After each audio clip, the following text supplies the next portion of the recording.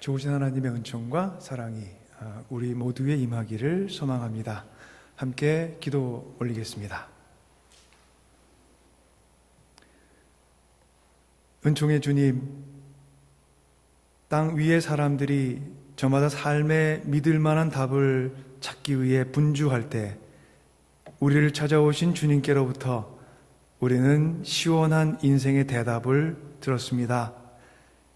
우리가 주님의 사랑을 받는 자이며 그 사랑 안에서 성장하고 깊어지고 넓어지는 아름다운 생명이라는 것을 알게 되었습니다.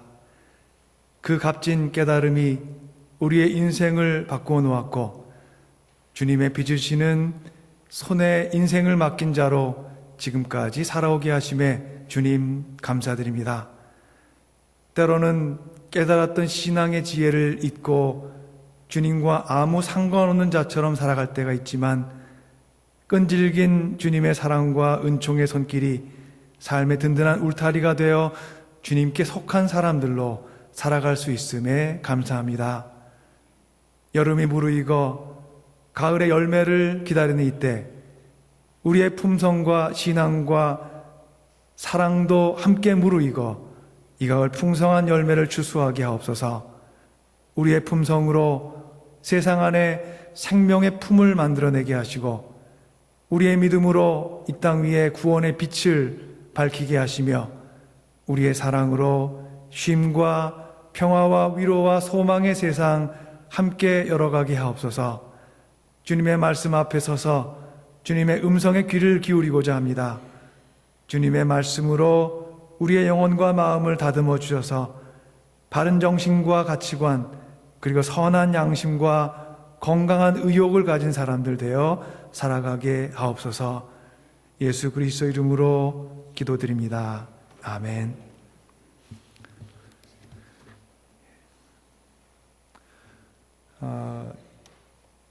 오늘 아침에 예배 전에 이제 오늘 예배 인도를 하시는 장장로님과 인사를 했어요.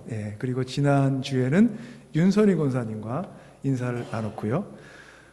근데 이제 오늘 하신 경우는 이렇게 제가 오늘 예배 인도를 하시는 거를 잠시 잊고 매치를 하지 못하고 장로님의 얼굴에서 뭔가 이렇게 긴장감이 느껴졌습니다. 근데 이제 제가 이제 생각해 보았더니 오늘 예배 인도를 하시고 그러면서 제게 들었던 생각이 그랬어요. 저희가 이런 조건 아래서 이제 함께 사역을 하고 있고요. 얼굴에 있는 저 긴장감이 사실 아니셨으면 저를 돕지 않으셨으면 내 얼굴에 이제 있는 긴장감이겠구나 그런 생각이 들어가지고요. 그런 부분을 서로가 이제 함께 나누면서 일을 하는 것이 하나님의 사역을 함께 해나가는 큰 기쁨과 저희가 서로에게 제가 이제 많이 애용하는 표현 중에 선물로 이렇게 저희를 줘야 된다 그러잖아요. 그래서 오늘 아침에 제 긴장감을 나누어 주시는 선물을 받았습니다. 저에게 그런 이제 기쁨이 있는 것이 교회에서 얻는 신앙생활의 기쁨이고 믿음 생활의 보람이고 서로 도우면서 저희는 삶의 의미 그리고 믿음의 의미를 키워가는 것 같습니다. 오늘 저희가 함께 묵상해보고자 하는 주제는 하나님의 은혜입니다. 하나님의 은혜. 없어지지 않는 하나님의 은혜라고 사도 바울이 오늘 저에게 얘기하고요. 이제 영어식으로 저희가 표현해보면 immortal grace라고 되어 있고요. 영어로는 또 제가 이렇게 오늘 애드한 제목으로는 unfailing grace라고 제가 이렇게 제목을 붙여도 보았습니다. 저희가 잘 알고 있는 맥스 루케이도라는 목사님이 아주 특별한 사랑이라는 책을 썼습니다. 이 책에 실린 하나의 에피소드가 이겁니다. 이런 얘기였습니다. 6살 된 수지라는 아이가 있었습니다. 수지에게는 아끼는 물건이 있었습니다. 진주 목걸이입니다. 아이가 6살인데 진짜 진주 목걸이를 가졌을 일은 없고요.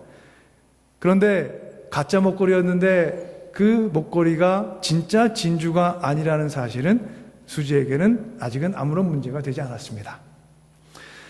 수지는 어디를 가든지 자신이 사랑하는 그 목걸이를 목에 걸고 다녔고, 집에 돌아오면 정말로 그 목걸이를 진짜 다루듯이 예쁜 액세서리함에 넣어두고는 했습니다. 수지는 아빠도 무척 사랑했습니다. 아빠는 일로 인해 며칠씩 출장 가기 때문에 집을 비우는 경우가 있곤 했습니다. 아빠가 출장해서 돌아오는 날이면 집이 수지의 환호성으로 떠들썩했습니다. 어느 날 수지는 출장 갔다 집에 돌아온 아빠와 함께 재밌는 시간을 보내고 있었습니다. 밤이 되자 딸을 침대에 눕히며 아빠가 말합니다. 수지야, 아빠를 사랑하니? 네.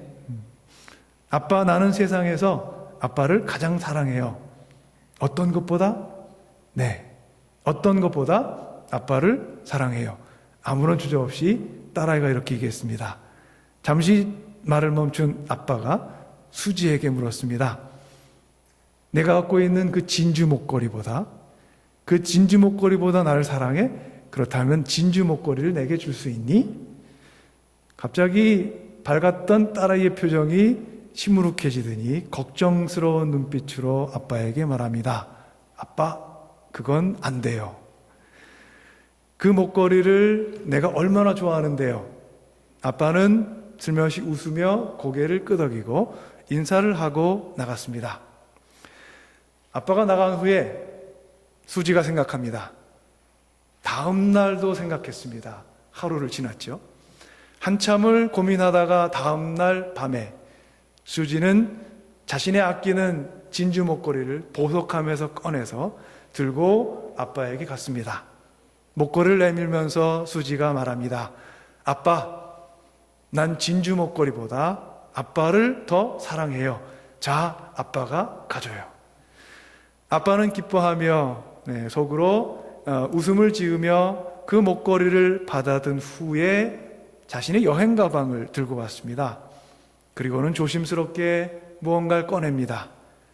아빠가 딸에게 건네준 조그만 상자에는 아주 작은 진짜 진주가 걸려있는 진주 목걸이가 들어있었습니다. 아이는 가짜 진주 목걸이를 내어놓음으로써 진짜 진주 목걸이를 얻을 수가 있었습니다. 여러분, 참된 복이 아닌 거짓된 복을 의지하며 살아가고 계시지는 않습니까?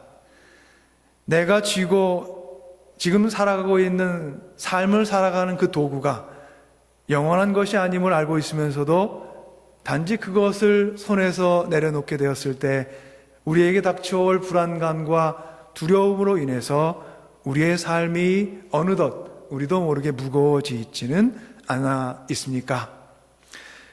우리는 살아가면서 가짜 진주 목걸이를 손에 쥐고 살면서 정작 하나님께서 마련해 주신 진짜 진주 목걸이를 얻지는 못하는 그런 삶을 살 수가 있습니다.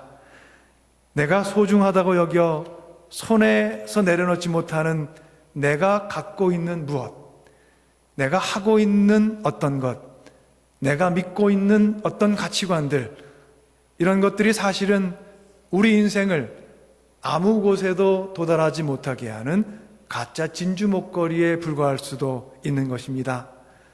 아무 곳에도 이르지 못하는 삶, 그 인생은 슬픈 인생이요 무의미한 인생일 것입니다.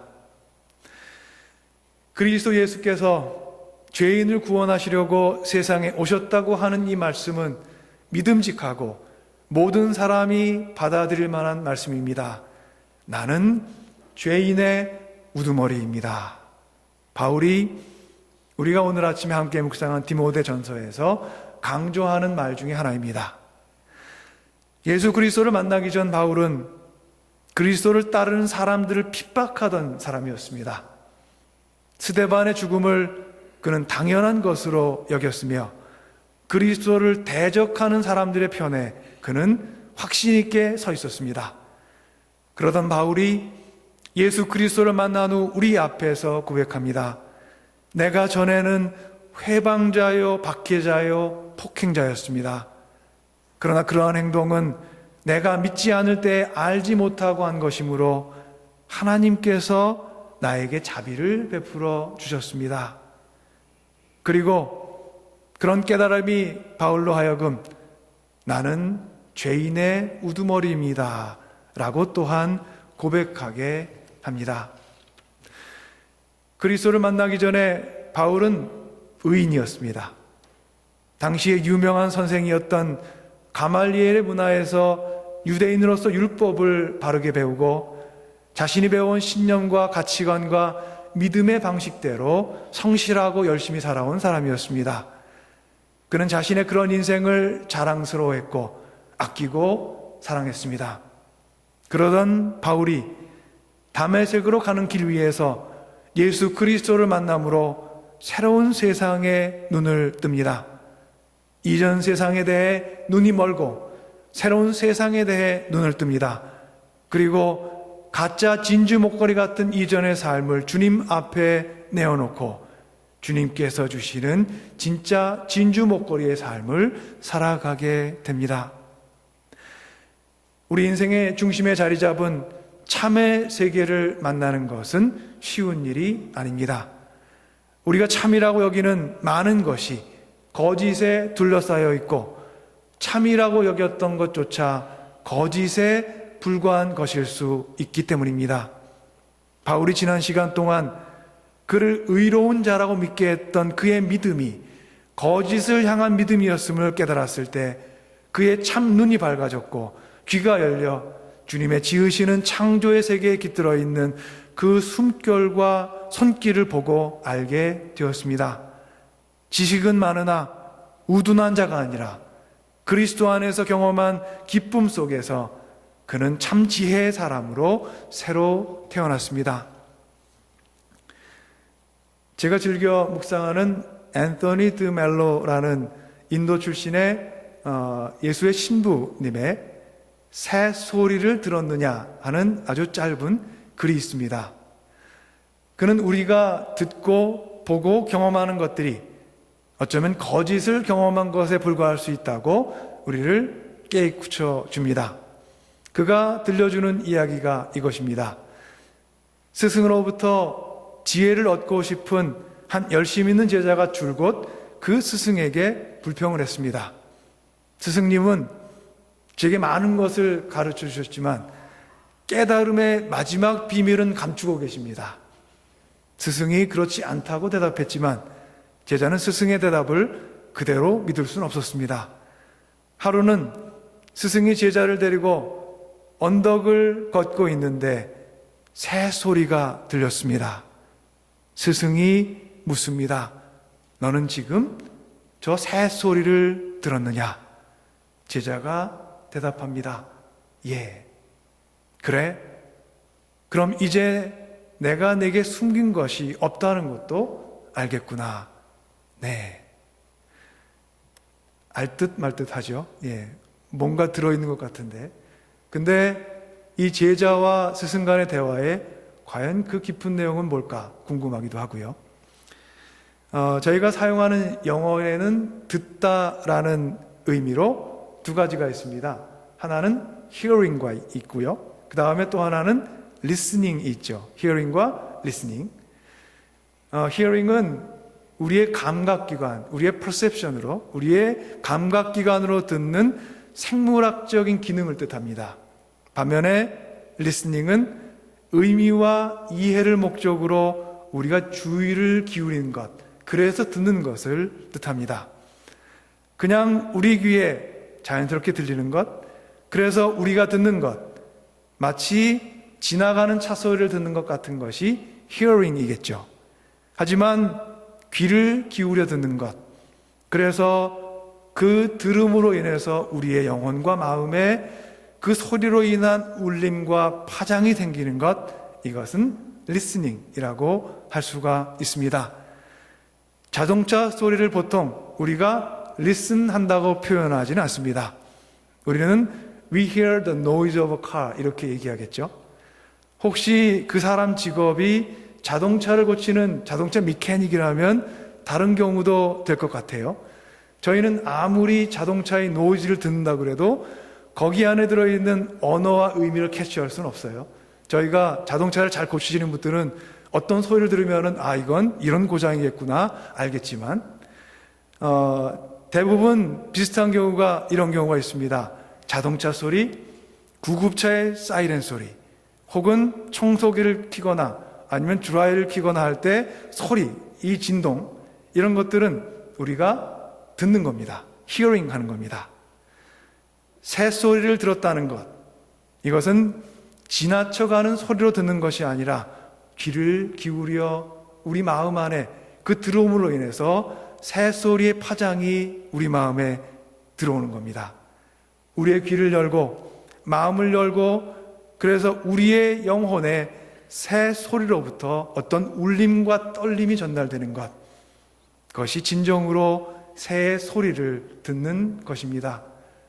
만약 앞마당에 오늘은 파란새가 날아들고 내일은 붉은새가 날아들고 그 다음 노란새가 날아들었는데 그 목소리가 다 다르고 그 음성의 높이가 다르고 심지어 같은 새라도 오늘은 힘이 있네, 오늘은 힘이 없네, 이런 것에 귀를 기울일 수 있다면 진정으로 우리는 새의 소리를 들은 거겠죠.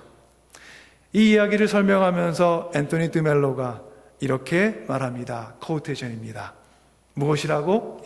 이렇게 물어요.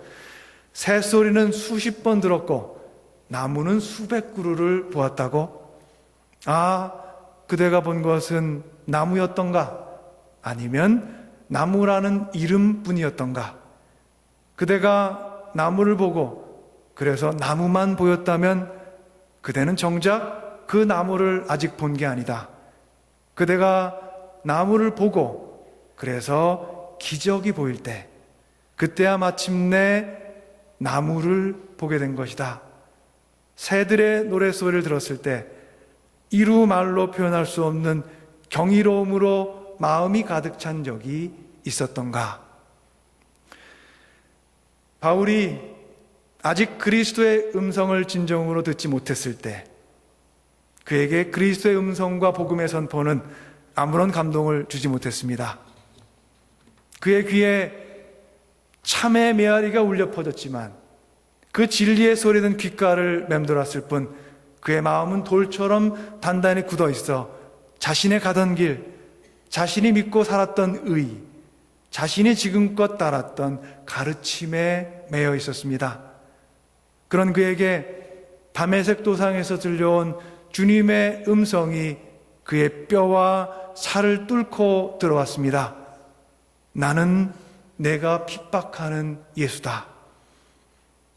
이러한 그 음성에 그가 귀를 기울여 그 음성이 마음과 영혼의 파장을 일으키자 그의 보던 눈은 캄캄해졌고 듣던 귀가 그 음성 하나로 가득 찼습니다. 그리고 그에게 없어지지 않는 은혜가 찾아왔습니다.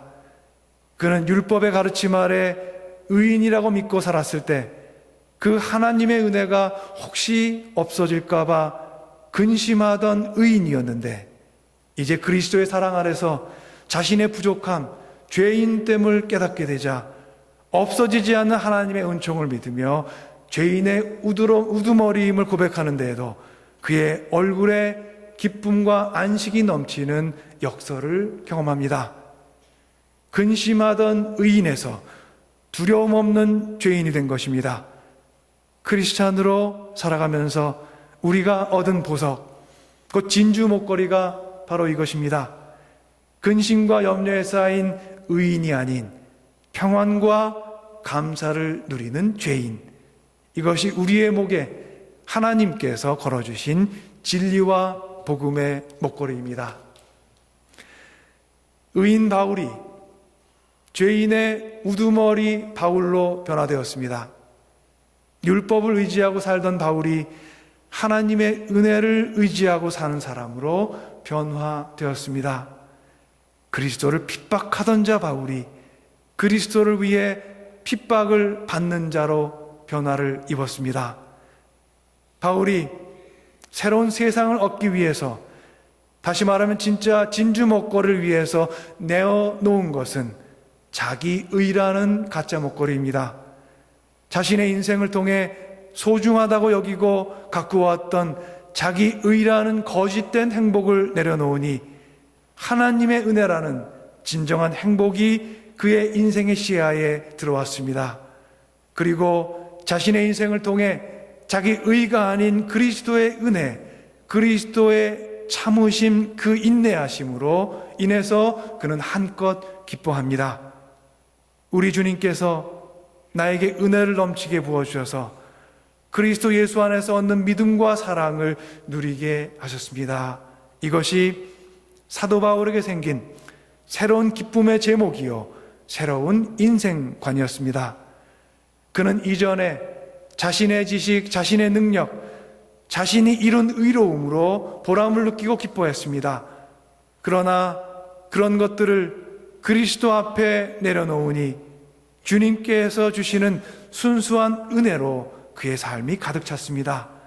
감사의 제목이 넘쳐나고 회개의 이유가 분명해지며 자신의 부족함에도 불구하고 능력에 넘치는 직분을 맡겨졌다는 사실에 그는 마냥 감사하고 행복해합니다. 오랫동안 홀로 수도를 하던 한 수도사가 있었습니다. 그의 수도 생활을 통해 어느 날 그가 깨닫게 된 아주 중요한 고백을 합니다. 20년 동안 죽을 힘을 다해서 공부하니 이제 겨우 내 부끄러운 줄 진정으로 알겠습니다. 자신의 모습을 올바로 보는 것은 우리의 바람처럼 쉽지는 않습니다. 내게 어떤 부족함이 있고 그래서 그 부족함을 어떻게 극복해야 하는지를 찾는 것 또한 쉬운 일이 아닙니다. 그런데 바울에게는 그런 일이 순식간에 일어났습니다. 어떤 이에게는 20년이 걸려 일어날 일, 그 일이 단 하나의 사건을 통해 그에게 일어난 것입니다. 그랬으니 그는 기뻤고 회방자요, 핍박자요, 폭행자였던 자신을 그리스도 예수를 위한 충성된 일꾼으로 불러주시니 그는 기쁘고 행복했을 것입니다. 사랑하는 주님의 자매 형제 여러분, 여러분 인생길을 통해서 진정한 복이 무엇인지 깨닫는 복을 누리시기 기원합니다. 그리스도를 따르는 자에게 진정한 복은 그리스도 앞에 선 내 모습을 바르게 아는 것입니다. 그래서 사도 바울의 죄인 중에 내가 우두머리입니다 하는 깨달음과 고백이 그에게 없어지지 않는 하나님의 은총 안에서 그를 향한, 그리고 세상을 향한 복의 선언이 되는 것입니다. 율법 안에 의인이었던 바울이 그리스도 앞에 서니 죄인이 되었다는 것, 이것이 우리가 누리는 신앙의 신비요, 신앙의 문법입니다. 우리가 평생을 다해 감사해야 할 신앙의 신비이기도 합니다. 여러분, 가짜 진주 목걸이를 내어놓은 빈손에 진짜 진주 목걸이를 얻는 여러분들 되시기를 주님의 이름으로 간절히 축원합니다. 내려놓기 두렵고 불안해서 손에 쥐고 있는 것이 무엇입니까? 그것으로 인해 하나님께서는 여러분 손에 진정으로 쥐어주고 싶은 복을 쥐어주지 못해 안타까워하실지도 모릅니다. 우리 손을 비우지 않으면 하나님의 은혜를 온전히 채울 자리가 부족합니다. 하나님 앞에 자기 의를 내려놓고 하나님의 은혜의 선물을 대신 얻는 여러분들 되시기를 간절히 기도합니다. 하나님의 은혜가 참된 복임을 아는 사람은 하나님께서 내 인생을 향해 베풀어 오셨던 사랑과 우리를 향한 하나님의 인내와 참으심이 그 모든 것이 한순간에 우리의 시야에 들어와 감격하고 감사합니다. 사도 바울의 자신의 인생을 돌아보니 그가 그랬습니다. 그래도 그가 고백합니다.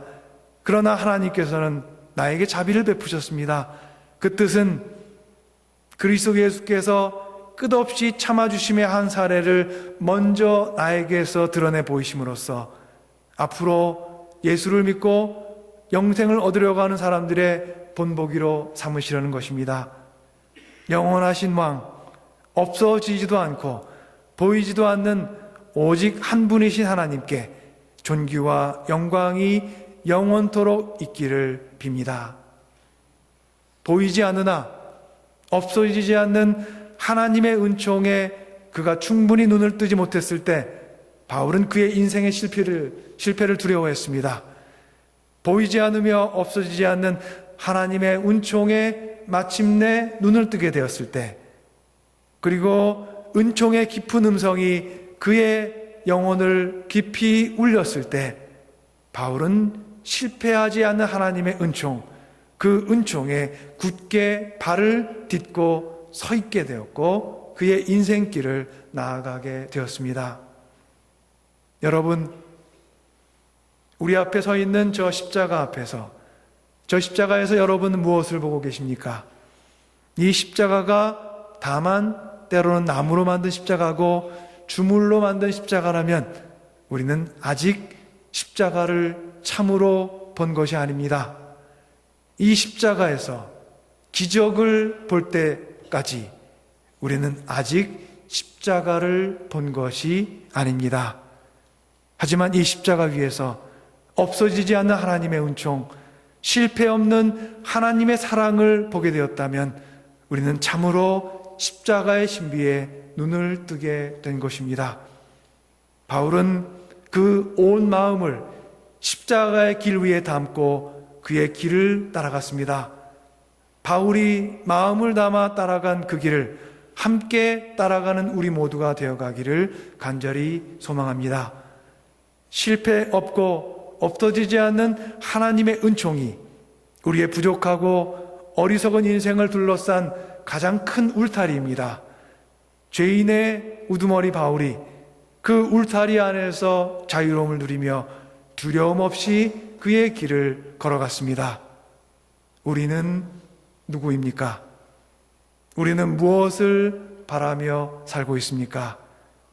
예수 그리스도를 길과 진리요 생명으로 믿는 우리가 그리스도 안에서 참 행복과 진리를 누리며 매일매일 살아가기를 간절히 기도합니다.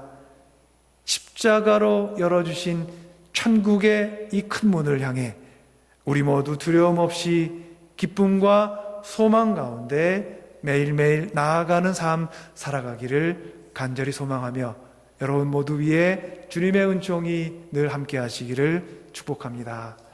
함께 기도드리겠습니다.